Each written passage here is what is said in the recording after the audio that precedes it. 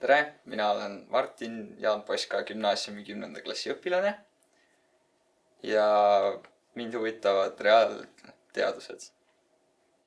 Tere, mina olen Helmo Tempel, Tartu Ülikooli Tartu Observatooriumi astronoomia professor ja mind huvitab kogu universum. Alustame siis küsimusega, et milliseid valikuid peaks tegema, et teie ametikohale jõuda?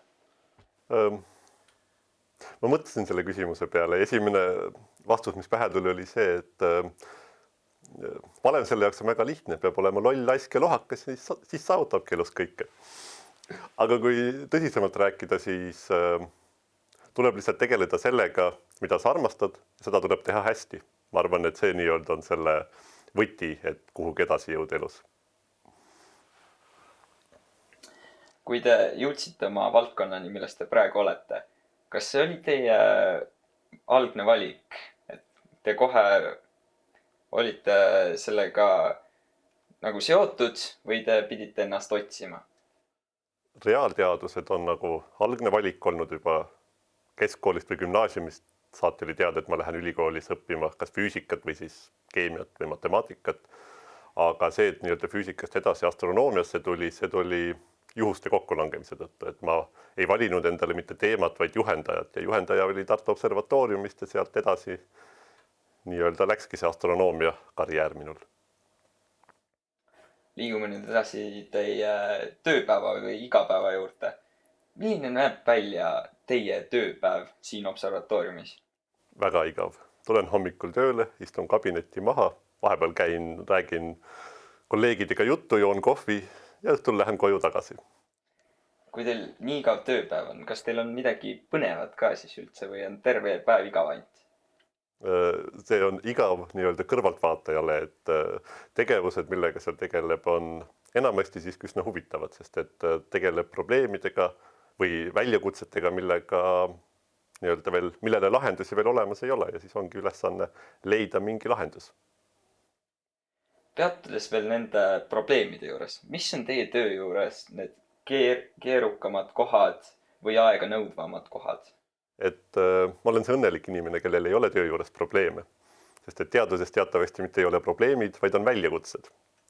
Ja need väljakutsed, millega ma hetkel tegelen, et ma olen seotud ühe uue vaatlusmissiooni ettevalmistamisega.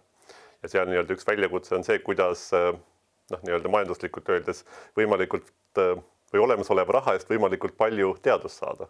Ehk siis selle teaduse optimiseerimise pool.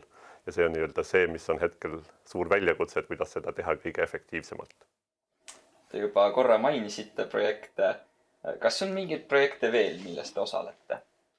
On 2 projekti ja mõlemad on nii-öelda need uued vaatlusmissioonid, et üks on siis hispaanlaste ja brasiillaste ühisprojekt, kus siis vaadeldakse ära kogu põhjataevas või suur osa põhjataevast ja teine on siis Euroopa Lõunaobservatooriumi projekt, kus siis vaadeldakse lõunataevas 100 miljoneid objekte. Tehakse igast objekti spekter, et siis mõista nii meie teisi galaktikaid kui ka universumit tervikuna.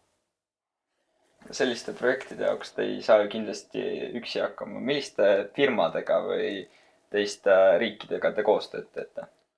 Teaduses on õige öelda ei firmadega ega riikidega, vaid teiste teadusasutustega, mis siis on pärit väga erinevatest riikidest. Et see Euroopa Lõunaobservatooriumi projekt enamasti hõlmab väga paljusid Euroopa riike ja siis ka Austraaliat, kes siis on sellele nii-öelda teleskoobile uue instrumendi nii-öelda selle ühe osa instrumendist ehitanud.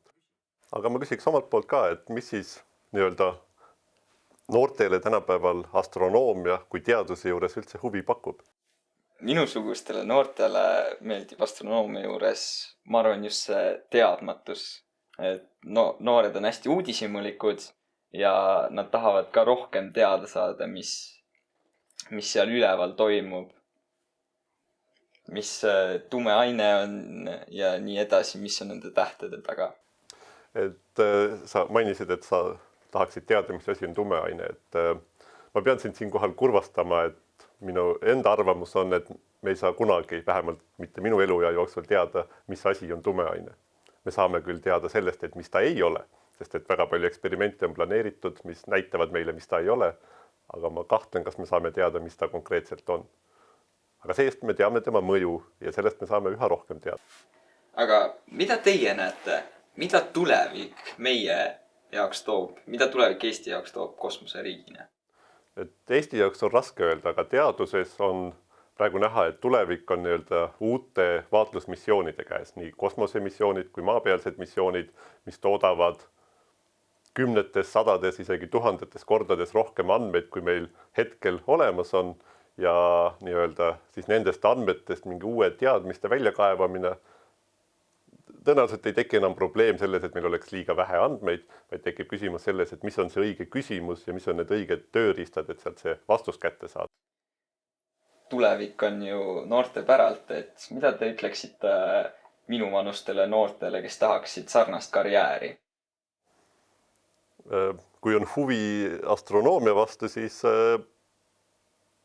nii-öelda astronoomias enamasti ongi inimesed nii-öelda teadlastena, kellele astronoomia pakub mingit huvi, et seal seetõttu, kui oled sellest huvitatud, siis ma leian, et see karjäär on vähemalt minu puhul, mina ei kahetse midagi.